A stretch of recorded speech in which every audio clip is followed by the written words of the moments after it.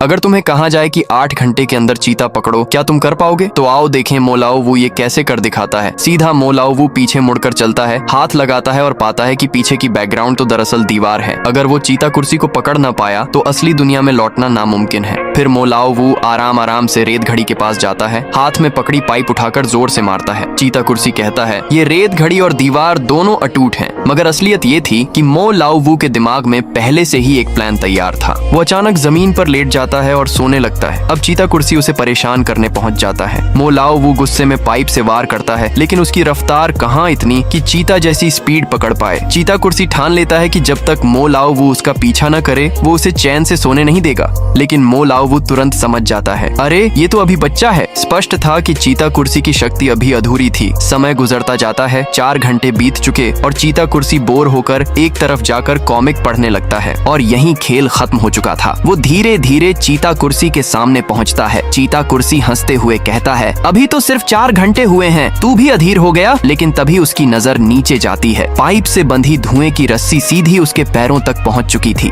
दरअसल जब वो कॉमिक में मग्न था, मो लाओ वू ने बड़ी चतुराई से धुएं को लंबा खींचकर रस्सी बना दी थी। अब बस रस्सी कसना बाकी था और फिर चीता कुर्सी पकड़ा ही जाना था। गुस्से में चीता कुर्सी भागने की कोशिश करता है, मगर धुएं की शक्ति ने उसे जकड़ लिया। वो मुठ्ठियां बरसाता है, लेकिन धुएं को कोई फर्क ही नहीं पड़ता। असल में चीता कुर्सी ने खुद अपने लिए फंदा बुना था, 8 घंटे की टाइम लिमिट रखकर। अब जैसे जैसे मो लाओ वू करीब आता है, चीता कुर्सी अचानक नई शक्ति जागृत करता है। उसका हाथ बदलकर धनुष बाण और पंजा का हथियार बन जाता है। वो खुशी से उछलता है, तेरे कारण ही मुझे नया पावर मिला है। फौरन वो बाण छोड़ता है। मो लाओ वू हंसते हुए कहता है, पैरों से भी धीमी चीज को पावर क्यों बना लिया? उसकी बातें चीता कुर्सी को तिलमिला देती हैं। गुस्से में वो पूरी स्पीड से हमला करता है, सीधे मो लाओ वू के शरीर को चीर देता है। लेकिन अगले ही पल उसे अजीब एहसास होता है, ये तो धुएं का पुतला था। असल मो लाओ वू तो उसके पीछे खड़ा था और उसी पल उसने चीता कुर्सी को पकड़ लिया। असलियत ये थी, जब वो कॉमिक में डूबा हुआ था तभी मो लाओ वू ने धुएं से एक नकली शरीर बना लिया था। इस तरह मो लाओ वू ने अपनी चतुराई और धुएं की कला से 8 घंटे पूरे होने से पहले ही चीता कुर्सी को पकड़ लिया।